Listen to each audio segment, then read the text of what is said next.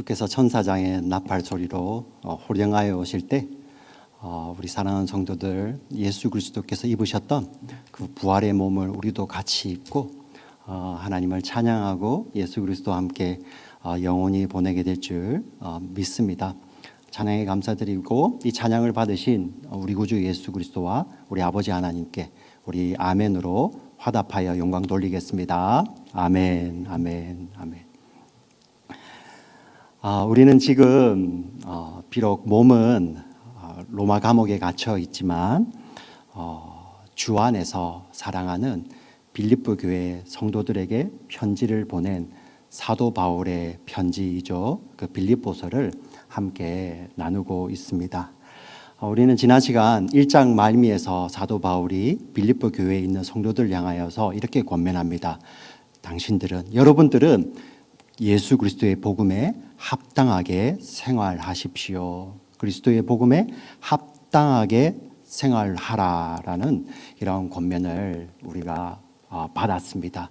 이 복음에 합당하게 생활한다는 이 권면에 대해서 두 가지 실례를 사도 바울이 들어서 설명을 하였습니다. 첫 번째가 한 마음 한 뜻으로 그리스도의 복음을 위하여 협력하는 것입니다. 그리고 두 번째는 그리스도의 복음 때문에 받을 고난, 그리스도의 복음 때문에 만날 대적자들을 두려워하지 말고 그리스도의 복음 때문에 받을 고난을 두려워하지 말라는 말씀이었습니다.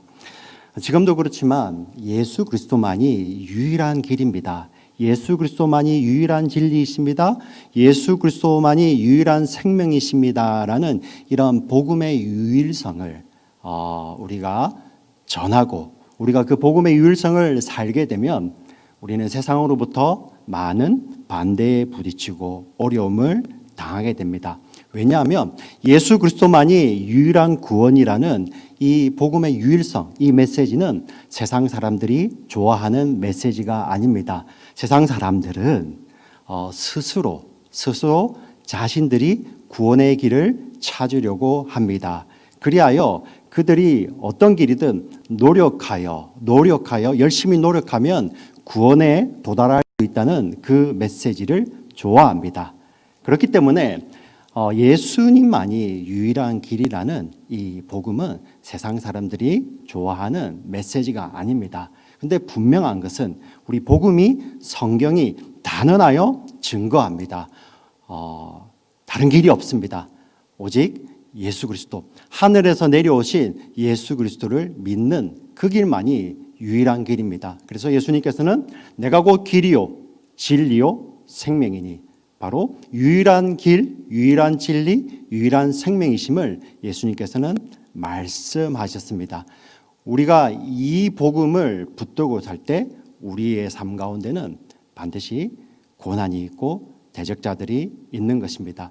그런데 우리가 이러한 고난을 만나고 이러한 대적자들이, 이러한 복음에 반대하는 대적자들이 일어날 때 우리는 한 마음 한 뜻으로 협력하여 서야 된다는 것을 우리 지난 시간 메시지를 통해서 우리에게 주셨습니다. 우리 로마 군대를 한번 생각해 보십시오. 대적자들이 일어날 때 지휘관의 명령에 맞춰 수비 대응으로 서고요.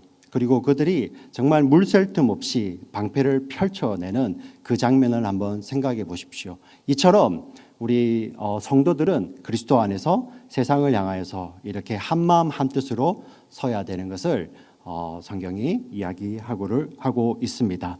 그리고 오늘 우리가 읽은 본문 빌립보서 2장 1절부터 11절 말씀은 한 마음 한 뜻으로 복음을 위해 협력하는 것이, 한 마음 한 뜻으로 선다는 것이 어떤 의미인지를 조금 더 구체적으로 이야기하고 있습니다.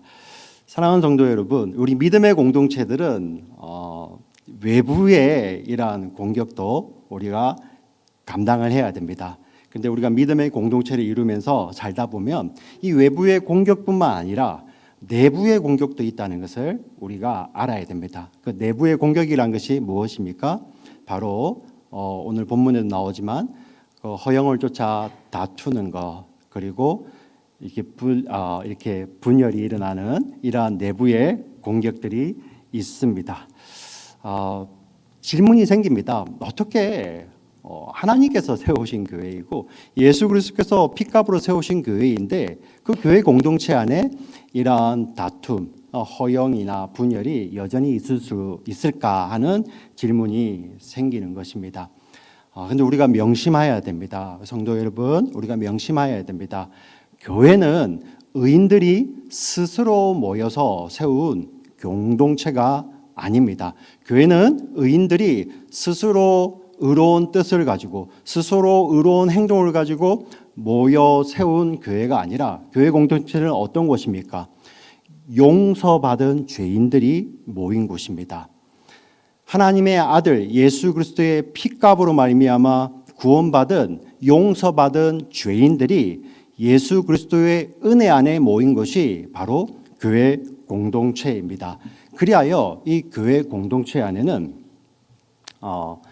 용서받은 죄인들이 모였기 때문에 이 용서받은 죄인들의 정체는 이제 오늘 찬송에도 나왔지만 이제 우리가 들림 받고 또 우리가 주님을 만나는 천국에 갈 때까지 우리 용서받은 죄인들은 천국에서 주님을 만날 때 완전한 모습, 온전한 모습을 입겠지만 이 땅에서는 여전히 죄성을 가진 인간들이죠. 그죠? 용서받은 죄인들은 주님을 만나는 그날까지 여전히 죄성을 가진 인간들입니다. 이 용서받은 죄인들, 죄성을 가진 인간들이 모인 이 교회 공동체 안에는 여전히 허영이나 다툼이나 분열이나 같은 이런 부족하고 연약한 모습들이 존재한다는 것입니다.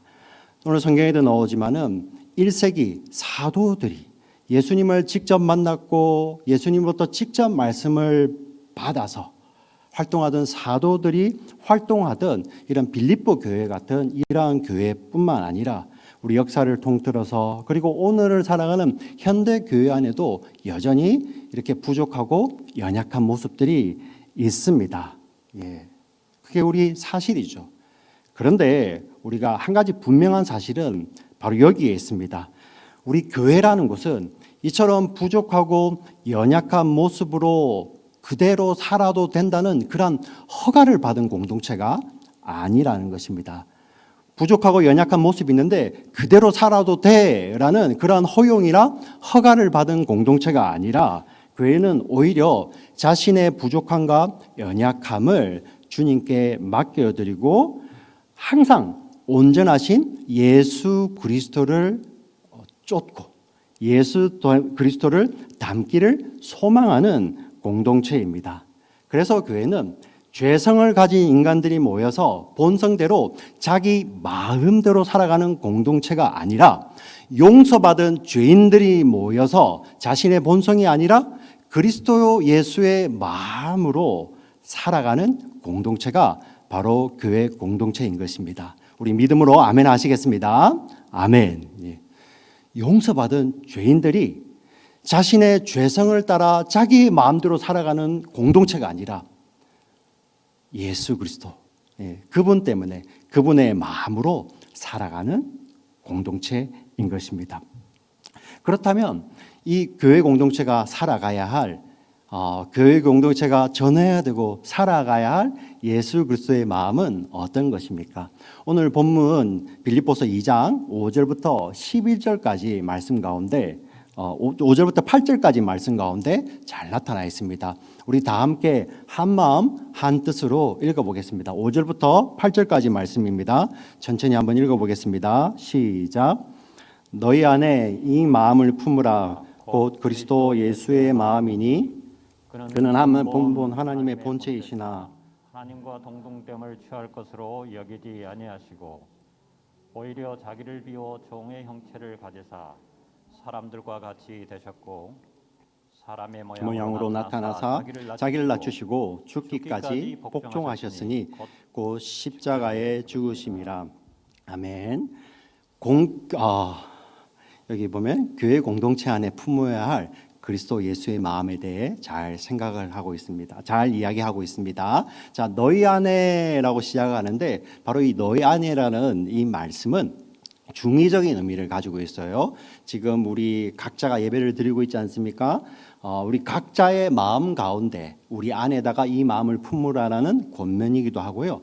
또 한 가지 의미는 우리 교회 공동체 안에 이 마음을 품으라는 이 중의적인 의미를 갖고 있는 거예요. 우리 각자 안에도 품어야 되지만 우리 교회 공동체 안에 가져야 될, 품어야 될 예수 그리스도의 마음에 대해 지금 오늘 본문은 이야기를 하고 있습니다. 그것을 잘 설명하는 것이 6절 7절 말씀이죠. 그는 근본 하나님의 본체시나 하나님과 동등됨을 취할 것으로 여기지 아니하시고 오히려 자기를 비워 종의 형체를 가지사 사람들과 같이 되셨고. 자, 예수님은 근본 하나님의 본체이시나 하나님의 본체라고 이야기를 합니다. 그리고 7절에 보면은 자기를 비워 종의 형체를 가지셨다. 6절에 있는 본체와 7절에 있는 형체는 헬라어로는 모르페, 같은 단어입니다. 같은 단어, 다른 의미가 아니에요. 근데 이게 본체와 형체로 이 번역이 된 모르페는 어떤 의미냐면은 본질이 같다는 거예요. 예, 본질적으로. 그래서 이거를 우리 6절 7절 말씀을 조금 쉽게 설명을 해보면 예수님은 하나님과 본질이 같으시다. 그냥 하나님 그 자체시라는 거예요. 근본 하나님 그 자체이신 분이십니다. 예. 예수님은 하나님이시죠. 그런데 7절에 보시면 오히려 자기를 비워 종의 본체를 가지셨다. 어떤 의미입니까? 예. 종 그 자체가 되신 거예요. 예. 종의 역할을 하셨다. 우리 탤런트들이 아니면은 뭐 배우들이 보면은 영화를 출연하든지 아니면은 우리 드라마를 찍을 때 그 사람하고 다른 어떤 역할을 맡으면은 연기를 하잖아요, 그죠? 예, 그 사람의 본질은 그렇지 않지만 그 역을 맡음으로 말미암아 그 역에 알맞는 연기를 해야 됩니다. 예, 자 여기서는 그러한 말이 아니죠.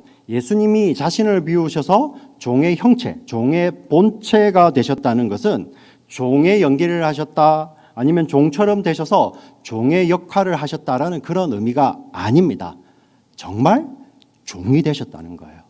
정말 종이시라는 것입니다. 잠시 하나님이셨는데 잠시 종의 역할을 하셨다는 그 의미가 아니라 그분이 정말 종이 되셨다는 것입니다. 그 종이 되셨다는 것이 어떤 의미냐면은 창조주 하나님이신 예수님이 자기를 낮추셔서 사람이 되셨다는 것입니다. 사람의 역할을 하시기 위해서 이 땅에 오셨다는 것이 아니라 진짜 사람이 되셨다는 것입니다. 그리고 예수님은 사람이 되셔서 죽기까지 십자가에서 순종하셨습니다. 예수님이 순종하셨대요. 무엇에 순종하셨을까요? 바로 하나님 아버지의 뜻입니다. 예수님은 아버지 하나님, 성부 하나님의 뜻에 순종하셨습니다. 성부 하나님의 뜻이 무엇입니까? 성자 하나님이 사람이 되셔서 인간이 되셔서 성육신 하시는 것이죠. 사람이 되셔서 십자가에서 죽으시는 거예요. 십자가에서 죽으시는 것입니다. 그것이 성부 하나님의 뜻입니다. 여러분 세상의 아버지들, 우리 이 자리에도 아버지들 많이 앉아 계시는데요. 우리 아버지들 가운데 누가 사랑하는 자신의 아들이, 자신의 딸이 죽기를 바라고 그 죽는 것을 가지고 어떤 일을 계획합니까? 그런 아버지가 어디 있습니까? 그런데 우리 성부 하나님은, 우리 하늘 아버지는 자신의 독생자 성자 하나님이 이 땅에 인간이 되시고 몸으로 오셔서 인간이 되시고 그 인간이 되신 성자 하나님이 십자가에서 인간을 대신하여 죽기를 뜻하시고 죽으시기를 계획하셨습니다. 왜 이러셨냐면 그 하나님의 뜻은 죄로 인해서 죽은 인간들이죠. 저와 여러분, 죽을 뻔한 인간들이 아니고 죄로 인해서 죽었던 인간들입니다. 죄로 인해서 하나님과의 관계가 단절되어 버렸죠. 예, 죄로 인해서 죽었고 하나님과의 관계가 단절돼 버린 그 인간들을 위해서 하나님 아버지는 성자 아들 하나님이 인간이 되셔서 그 인간을 대신하여 십자가에서 죽기를 계획하셨습니다. 이것이 아버지 하나님의 뜻이에요. 근데 예수님, 성자 하나님은 이 하나님 아버지의 뜻에 순종하셨습니다. 자기를 낮추셨습니다. 사람이 되셨습니다. 예. 그리고 십자가에서 죽으시기까지 하나님의 뜻에 순종하십니다. 복종하십니다. 종의 역할을 하신 것이 아니라 정말 종이 되신 것입니다. 여러분, 제가 이게 설명드린 것이 바로 성육신, incarnation, 성육신의 의미입니다. 물론 제가 설명을 잘 못 드린 이유도 되겠지만 여러분, 이 성육신의 의미가 잘 이해가세요? 예. 여러분 머리로, 우리의 머리로 이해가 가십니까? 네.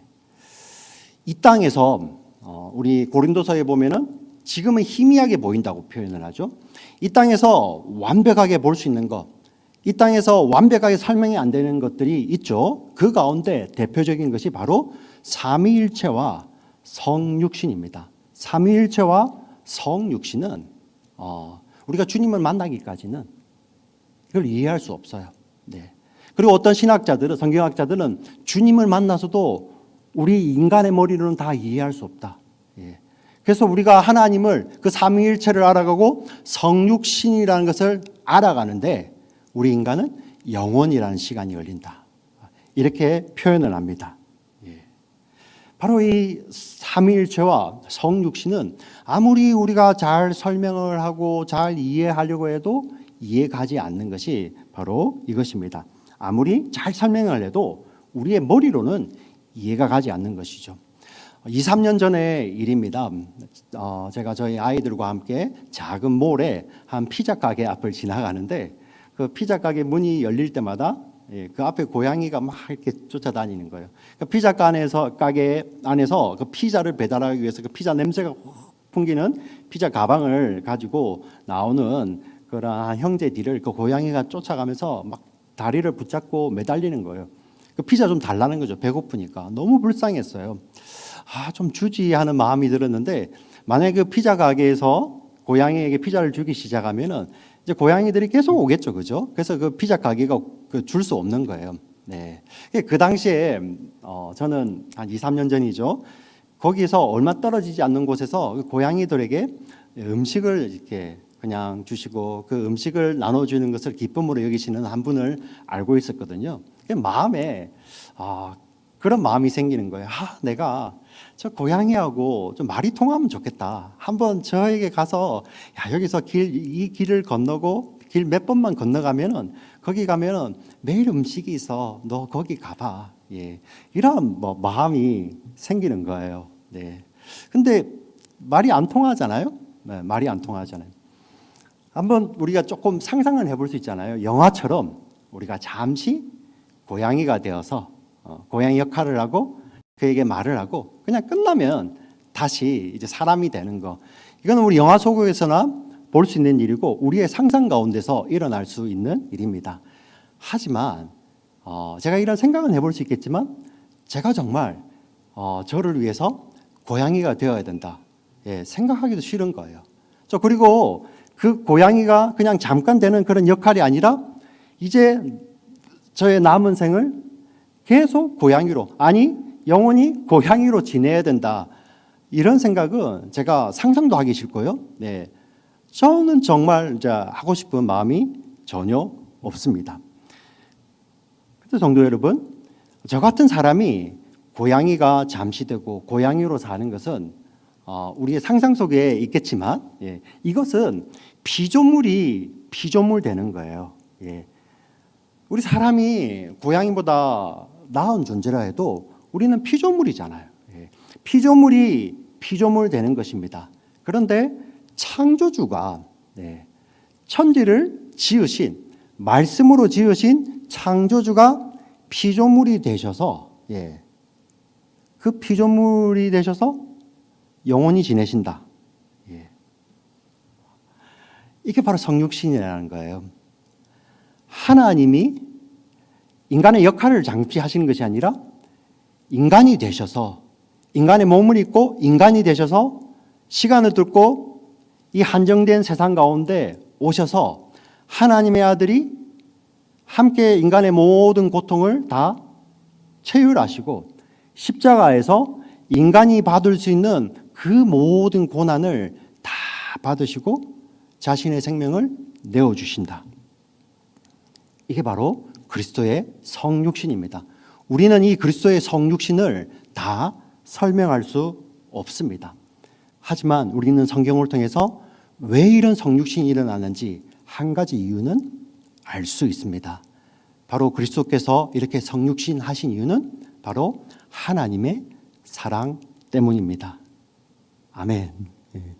하나님의 사랑 때문에 성부 하나님은 성자 하나님을 사람들의 대속물로 주시기 위해 사람이 되게 하시고 그 사람이신 성자 하나님이 십자가에 죽기까지 그 뜻을 세우십니다. 하나님의 사랑 때문에 성자 하나님은 그 성부 하나님의 뜻에 순종하여 사람으로 오셔서 십자가에서 많은 고난을 당하시고 죽기까지 그 성부 하나님의 뜻에 순종하십니다. 하나님의 사랑 때문에 성령 하나님은 제가 말씀을 드리지만 인간이 이해할 수 있는 언어가 아니잖아요. 인간이 이해할 수도 없고 인간이 이룰 수 없는 그 구원을 성령 하나님께서 이 성부 성자 하나님의 구원 사역을 이루고 계시는 것입니다. 바로 하나님의 사랑 때문이죠. 성경에 게시된 이 하나님의 사랑 때문에 일어난 이 성육신, 이것을 설명할 수 있는 이론이 세상에 있습니까? 없어요. 없습니다. 지금 우리가 읽고 있는 빌립보서 2장 이 5절에서 8절 이 짧은 구절에 대해서 수많은 주석들이 있고 수많은 책들이 있고 수많은 생각들이 있는데 어떤 책을 읽어도 완벽하게 이해가 되지 않습니다. 왜 그렇습니까? 완벽하게 설명할 수 없기 때문입니다. 하나님의 사랑 때문에 성부, 성자, 성령 하나님께서 창세전에 뜻을 세우시고 그 성자 하나님이 오셔서 이 땅에서 몸을 입으시고 인간이 되셔서 자신의 생명을 내어주시는 이 이해할 수 없는 구원을 지금 우리 가운데서 이루고 계시는 성부, 성자, 성령 하나님 사역, 이게 어떻게 이해가 됩니까? 그런데 놀라운 것은 이게 믿어지더라고요. 이게 믿어지는 것입니다. 우리 사랑하는 성도 여러분, 저와 여러분은 믿어지는 거예요. 믿음의 사람들은 성육신 하셔서 십자가에서 죽으시고 고난 당하신 예수님만 생각하면 우리 마음 가운데 이런 설명할 수 없는 그러한 감동이 밀려오는 것입니다. 머리로는 이해할 수 없는 그 일이 우리 가운데 믿어지는데, 믿음이 들어오는데 그 믿음 안에서 예수님을 바라보게 되면은 성육하셔서 몸을 입으시고 그 십자가에서 저와 여러분을 대신하여서 고난 당하신 그 예수 그리스도를 생각하면 우리 그 마음 가운데 설명할 수 없는 깊은 감동이 밀려오는 것입니다. 그 감동으로 말미암아, 그 설명할 수 없는 그 사랑으로 말미암아 우리 안에 있는 교만이나 우리 안에 있는 근심이나 허영이나 다툼이나 미움이나 시기나 여러 가지들이 있지 않습니까? 제가 말씀드리는 것보다도 더 이렇게 많은 우리 속에 있는 이런 죄성을 가진 우리 인간이 가지고 있는 그런 죄성들, 자, 그런 것들이 예수 그리스도를 생각하면 녹아내리는 거예요. 녹아내리는 거예요. 이게 복음 아닙니까? 믿음의 사람들은 죄성을 따라 죄된 본성을 가지고 자기 마음대로 사는 자들이 아니라 죽기까지 자기를 낮추시고 복종하신 그 예수 그리스도의 마음으로 사는 자들입니다. 그 예수 그리스도의 마음이 들어와서 그 마음을 묵상할 때 우리 속에 있는 그런 죄된 본성들, 죄된 생각들, 자기 중심의 교만들, 자기 사랑들, 헛된 영광을 추구하는 그 허영들 다 녹아내리는 것입니다. 이게 바로 예수 그리스도의 마음을 우리 안에 품는 것입니다. 교회 공동체도 마찬가지입니다. 교회 공동체 안에 이 예수 그리스도의 마음이 있을 때, 우리가 이 예수 그리스도의 마음을 품고 있을 때 그러한 것들이 미움, 다툼, 시기, 질투, 허영들이 다 녹아내리는 거예요. 이게 교회 공동체의 정체성입니다. 한 가지 잊지 말아야 될 중요한 사실이 있습니다. 종의 본체가 되신 예수님은 이제 부활하셔서 승천하셨습니다. 근데 예수님께서 부활하시고 승천하실 때 이제 내가 구원을 이루었으니 역할을 다했으니 이제 내가 이 몸을 벗어버리겠다 이렇게 말씀하신 것이 아니에요. 종의 본체가 되셨다는 말은 하나님이 몸을 입으시고 사람이 되셔서 영원히 그 사람의 몸으로 계시는 거예요. 이제 내가 역할을 다했으니 이 땅에 내가 몸을 벗어버리고 나는 올라가겠다가 아니라 그 몸을 가지고 그대로 올라가셨습니다. 부활의 몸으로 승천하셨습니다. 그리고 영원히 예수님은 그 부활의 몸을 가지고 부활 생명을 가지고 부활의 첫 열매가 되셔서 예수님을 믿는 자들에게 부활 생명을 나누어 주세요. 지금 우리가 이 몸을 가지고 있기 때문에 죄성을 가지고 있기 때문에 우리 가운데 여전히 연약한 모습이 있습니다. 우리 몸이 때로는 아프기도 합니다. 우리 몸이 때로는 상처를 입기도 하고 우리 몸이 때로는 연약한 가운데 처하기도 합니다.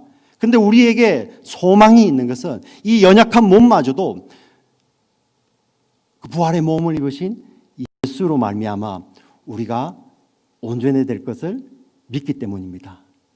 온전히 될 것입니다. 어떻게 아냐고요?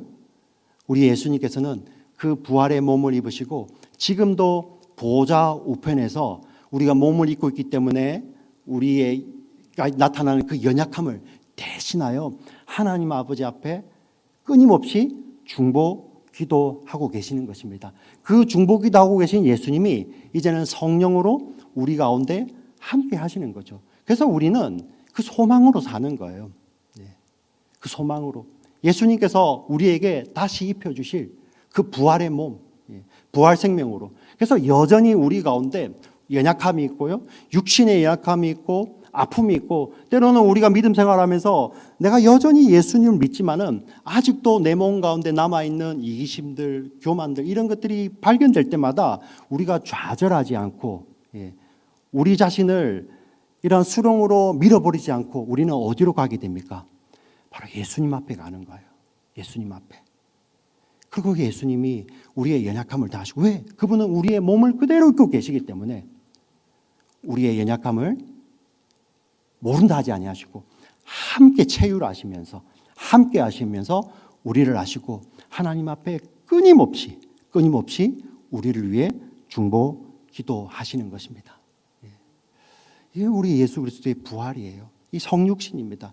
이게 우리에게 소망이 되는 것은 바로 이것이기 때문입니다. 사랑하는 성도 여러분, 우리에게 이제 하나님이 살아계신 증거는 무엇입니까? 우리가 노력하지 않아도 성공하는 거, 어제까지는 가난했는데 우리가 내일 갑자기 부자가 되는 거, 이게 하나님이 살아계신 증거가 아니에요. 어제까지는 암 사기로 우리가 고통당하는데 오늘 갑자기 낫는 거, 이런 기적도 일어나죠. 근데 이런 기적이 필요 없다가 아니라 이것이 하나님이 살아계신 증거가 아니에요. 하나님이 살아계신 증거는 무엇입니까? 그 성자 하나님이 몸으로 이 땅에 오셔서 우리를 대신하여 고난당하시고 부활하셔서 승천하셔서 지금도 보좌 우편에서 앉아 우리를 위해서 체휼하시며 우리를 위해 기도하시고 마지막 날에 우리에게 부활 생명을 주시고 우리를 온전한 부활의 몸으로 일으키셔서 영원히 하나님과 함께하게 하실 그 예수 그리스도를 믿는 믿음이 바로 하나님이 살아계신 증거입니다.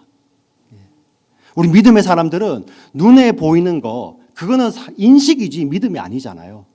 병이 나으면 좋겠습니다. 저도 우리 몸이 연약한 지체들을 위해서 간절히 기도합니다. 하나님, 이 땅 가운데서 이 어려움을 면하게 해주시옵소서. 하나님께서 기도를 들으시고 기적도 허락하시죠. 근데 그것이 하나님이 살아계신 증거가 아니에요. 하나님이 살아계신 증거는 무엇입니까? 지금도 그 보좌 우편에서 우리의 몸을 입으시고 부활의 몸을 입으시고 우리를 위해서 중보기도 하시는 그 예수 그리스도를 믿는 믿음이 우리 믿음의 사람들에게는 하나님이 살아계신 증거라는 것입니다. 우리 믿음으로 아멘 하시겠습니다. 아멘, 아멘. 그래서 우리 믿음의 사람들은요, 오늘을 살아갈 때 이 예수 그리스도를 믿는 믿음 때문에 예수 그리스도의 마음이 예전에는 우리가 죄성을 입은 본성대로 우리 마음대로 살던 자들이었는데, 우리가 죄 용서받고 하나님의 은혜를 받은 자들은 예수 그리스도의 마음이 그러한 교만을 녹여내고 우리를 겸손의 자리로 이끌어가는 것입니다. 그 예수 그리스도의 마음이 우리를 다툼이 아니라 남을 낮게 여기는 겸손의 자리로 이끌어가는 것입니다. 우리의 머리로, 생각으로, 심리학으로 공부해서 당신이 나아요, 나은 척하는 것이 아니라 나를 위해서, 우리를 위해서 자기를 온전히 낮추신 그 예수 그리스도의 마음이 죄된 우리 마음을 녹여낼 때 우리 내면 깊은 곳에서부터 우리 이렇게 고백할 수 있는 것이죠. 내가 예수를 높이듯이 예수님께서 사랑하시는 당신, 그 당신이 나보다 낫습니다 라는 고백을 할 수 있는 것입니다. 우리가 믿음 생활을 하다 보면 우리 여전히 부족한 모습들이 보이잖아요. 심지어 여러분들 이런 생각도 하잖아요. 참 우리 교회 공동체 안에 우리가 살다 보면 저 우리 교회만을 말하는 것이 아닙니다. 어디를 가든지 참 내 기준에는 굉장히 부족해 보이는 사람들이 있지 않습니까? 심지어 저는 저희 가족 가운데도 있어요. 여러분 배우자가 그렇게 보이지 않습니까? 근데 놀라운 거는요, 그게 우리예요, 우리. 그렇게 볼 수밖에 없는 게. 근데 예수 그리스도의 마음이 우리에게 입혀집니다. 그리고 그 사람의 실체를 봅니다. 부족한 자가 아니라 그 부족한 자를 위해서 죽으신 예수 그리스도가 보이는 것이죠. 그게 보일 때 우리 안에 교만이 녹아내리는 거예요. 내가 저 사람보다 낫지라는 말을 감히 할 수 없는 것입니다. 너희 안에 이 마음을 품으라.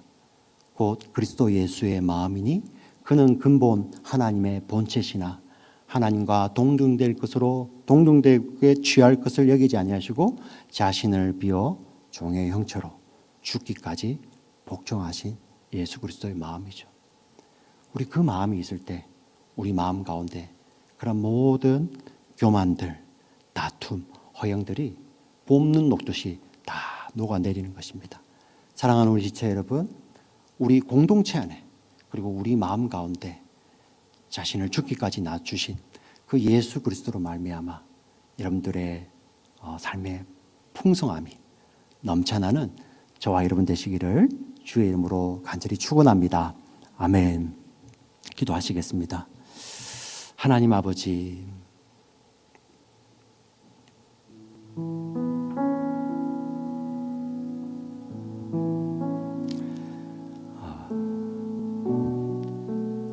본성대로 살던 죄성을 입은 인간들이 이해할 수 없는 하나님의 사랑을 입고 이해할 수 없는 하나님의 은혜를 입어서 죄 용서받은 자들이 되었습니다. 그래야 교회가 되었고 교회 공동체가 되었고 예수를 믿는다고 고백할 수 있게 되었습니다. 근데 우리는 그것을 잊어버리기가 너무 쉽습니다. 자신의 본성에 돌아가고 다시 그 자신의 그 죄성에 돌아가서 남을 판단하고 비판하고 정죄하고 저 사람은 이래서 안 돼, 저 사람은 저래서 안 돼, 함부로 말하고 함부로 반응하고 이것도 저것도 안 되면 모른 채 해버리고, 그게 우리입니다. 여전히 죄성을 지닌 본성대로 사는 우리입니다. 이런 우리가 하나님의 은혜를 입고 하나님의 사랑을 입는다는 거 참 이해 안 갑니다. 이해할 수가 없습니다. 우리의 이러한 모습을 돌아보면 우리가 구원받는다는 거 너무 불합리합니다. 어떻게 보면 다른 사람은 다 받아도 나는 구원받을 수 없는 죄인임을 하나님 앞에 솔직하게 고백합니다.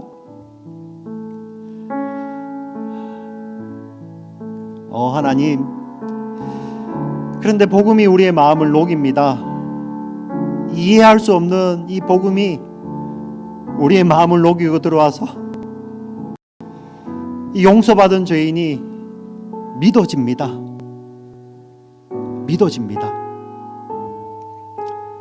사랑의 주님, 이 시간에 정말 주님 앞에 머리를 숙인 우리 사랑하는 성도님들, 당신의 사랑 때문에, 당신의 은혜 때문에 죄 용서받은 우리 사랑하는 성도님들, 그 안에 주신 믿음 때문에 감사를 드립니다. 우리 사랑하는 교회 공동체가 이제는 살아갈 때 우리의 생각, 우리의 이해, 우리의 가치관, 우리의 판단으로 사는 자들이 아니라